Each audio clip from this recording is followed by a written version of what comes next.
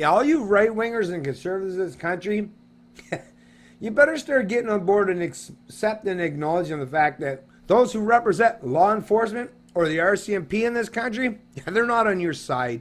And they're more than willing to sell you up the river for their paycheck. That's what I've found hilarious for so long. People on the right side, they tend to be big proponents or advocates of the police or the military. When in reality, like I say, it's the police and the military that actually maintain and sustain that big government that conservatives are supposedly against. So once again, how do you promote that you're all about limited government or reducing the size and scope of the kind of authority that big government represents when out the other side of your mouth, you're big defenders and proponents of those who are the mindless enforcers or order followers of the ruling establishment in this country? I don't know how you square that round peg, and you're coming at things from an ideological perspective without using any critical thinking skills whatsoever. Headline out of CBC News, Canada, CBC investigates. RCMP launch hate crime probe of leader of nationalist group vying for party status in federal election. Elections Canada gives Canadian Nationalist Party until mid-July to meet requirements. This has been reported by Dave Sieglins, Andreas Wesley, and Carly Thomas. June 28, 2019. How hilarious. So Canada is a country, is a nation, yet the RCMP, which is the Royal Canadian Mounted Police, so a national policing or law enforcement institution, and they're going to be investigating a nationalist political party.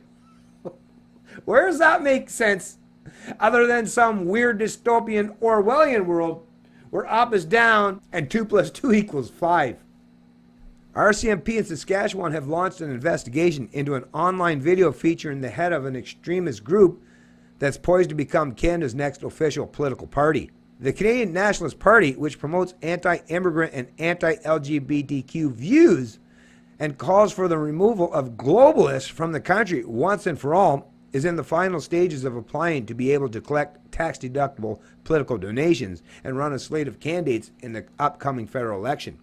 The Canadian Anti-Hate Network, a non-profit watchdog group, a leftist, collectivist, anti-right-wing group, I'll add, has filed a formal complaint with both the RCMP and Elections Canada to try to derail the effort. This is a group that is pure and simple a hate group, said Bernie M. Farber, the Anti-Hate Network's chair and a human rights consultant. The way our laws stand today, there is nothing standing in their way, save right now maybe 37 signatures to become an official political party here in Canada. Canadian Nationalist Party leader Travis Patron told CBC News there are no grounds to bar his group from official party status and that his members have not violated hate speech laws.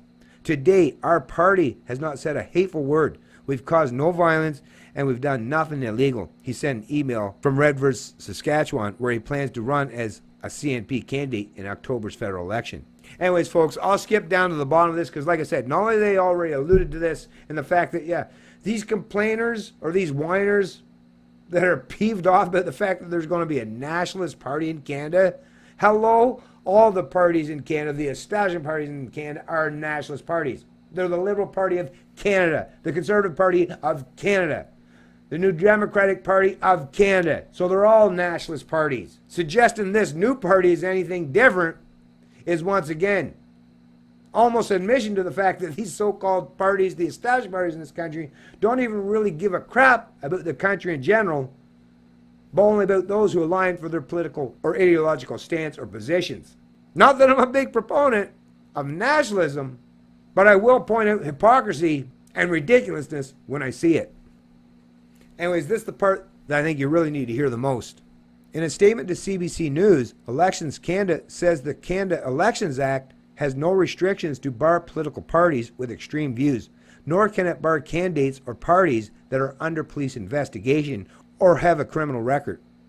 Only prisoners are prohibited from running for office. So there's the rules, folks. So as much as these proponents or these advocates against silencing, suppressing, or denying this nationalist party from coming to fruition, not based on current rules, they're going to fail miserably. I find it hilarious that Canada's national broadcaster is putting out an article railing against a Canadian Nationalist Party in this country. And if you can't find the irony or hypocrisy or hilariousness of that, you're just not paying attention. It's Canadian Libertarian, and I love liberty.